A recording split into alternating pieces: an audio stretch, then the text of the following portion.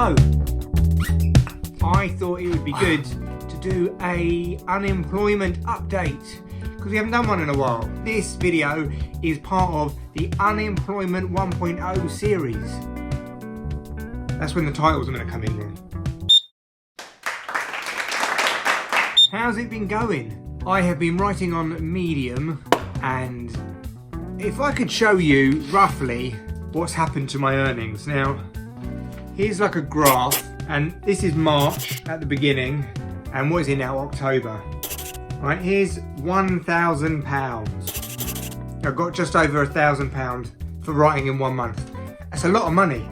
And then it kind of did this right down to about £450. And I was like, oh shit. So that's like April, and then it went to about 800, 800 again in May. So I was like, great. And then it's done this ever since, down. And last month, September, I made $90, I think it was, which will be about £70. So, fuck that! Writing on Medium is not the way forward. I thought that if I poured more effort into it, obviously that £1,000 would compound. What I didn't realise was I got lucky. I got very lucky with an article that went super viral. If you want to look it up, I'll post it below. It will help me if you read it. Thanks very much. Like and share, guys. Now, I'm also video editing, which is making me a small amount of money, but not that much. I'm only video editing for one person at the moment, and that is about £130 a month. And if you're watching this video, you know who you are. Thanks very much for the business. Yeah, so that's not that much either.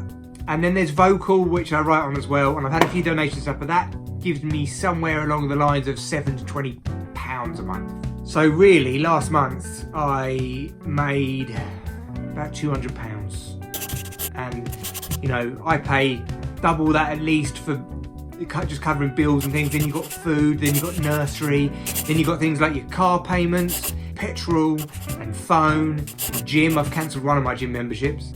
But essentially, as you can see, the numbers are not adding up at the moment. So what I've also done is a little bit of copywriting. Here's a sorry tale.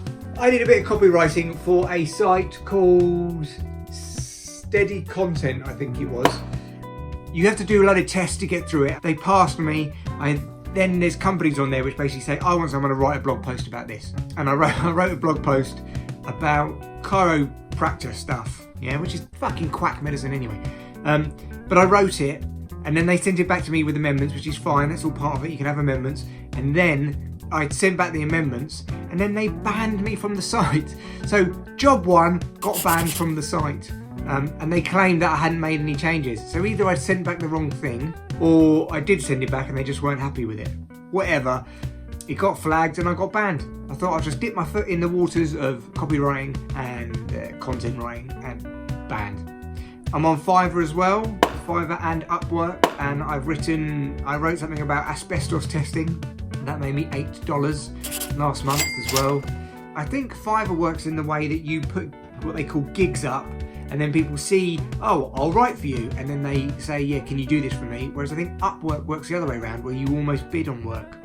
I've also bought Motion for Final Cut Pro X, which is like the kind of animation package which goes with it. That was 50 quid, but that's an investment, because if I'm going to be video editing for people,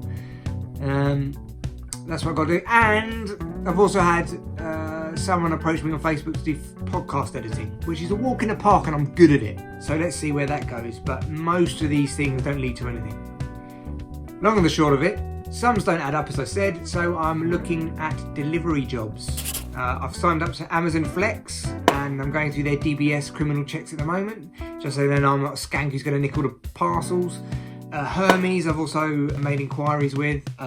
Just Eat as well has just emailed me for delivery driving. Shush! I've got a car, I can drive, it would be in the evenings, it means I'll be able to still do writing and video editing, and it will bring some income in. Yes, so that's where I am. It's a difficult journey, and I'm telling you something, fear has really gripped me. There's been 2 jobs that have come up, corporate jobs, that I know I can do. And I've laid awake at night thinking, shit, I should just apply now. I'll just get up and I'll apply, and then my application will be in. Because it's my fear talking to me saying I need to get, you know, that steady income. Because I went from earning £60,000 a year to, I mean, what did I earn last month? £200, £208, something like that. So the fear is going to get you. But I spoke to Davina and she said to me, give it a year. So I'm giving it a year. This is what's happening. Unemployment 1.0, give it a year. I've still got enough money from redundancy at the moment, but it is doing what my medium views are doing, which is this. So I need to get some income. But one thing I am sure of is I cannot go back to the office. Now I'm out of it, I can't believe I put myself through it. All that misery for so many years. I was just like, this is what life is. You're meant to be unhappy in your job. You're meant to hate it. You're meant to feel sick on a Sunday night. You're meant to hide in the toilet cubicles. You're meant to have panic attacks before going into meetings. This is what I thought it was. I thought, oh, this is just the way it is. But there's other ways. If you're stuck in an office job, there is other ways. I haven't found it yet. I have been looking at things like drop shipping. Here's drop shipping. It sounds really complicated.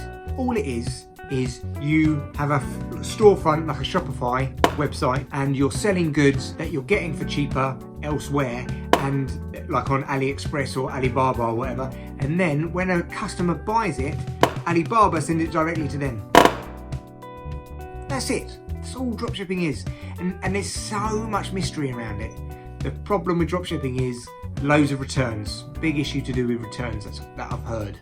And the margins, you know, might be like, say, £10 a product. You've got to sell a lot of products a month. Digital products are also another way. So you write courses, you know, you say, oh, I'm going to show you how to be a medium writer, or I'm going to show you how to play guitar, or I'm going to show you how to flip products, which is what people do, or I'm going to show you how to gain followers on Twitter. There's loads of those about. You need even less infrastructure than dropshipping, and dropshipping is minimal infrastructure anyway, and you don't get you're not dealing with physical returns. The thing about digital products is they feel a little bit like a con. I'm not like a leading expert on anything, so why would I write a course on that? I don't know, I feel a bit... It feels like if you want to sell things online, you've got to be a little bit of a con man. And one of the reasons why I stopped working in office is because it wasn't me, and I don't think conning people is going to be me either. But then again, maybe me saying I'm conning people is just imposter syndrome, me going, oh, who am I to tell people how to live? Anyway, so long and the short of it is making minimal money on the internet, going to get a delivery job to try and make ends meet. The wider picture is I'm building up a portfolio of incomes online through writing and media editing, whether that be audio or video or whatever, whilst having this delivery job. And I'm trying to be as transparent as possible, because fuck me, I wish somebody had made a series of videos when I was younger saying, this is how the fuck you escape out of an office. Anyway, look, I've made my own little kind of, what they called? Dolly or whatever, look. I've got it on a toy truck. Anyway, that's it. Unemployment 1.0. Well, this episode ended.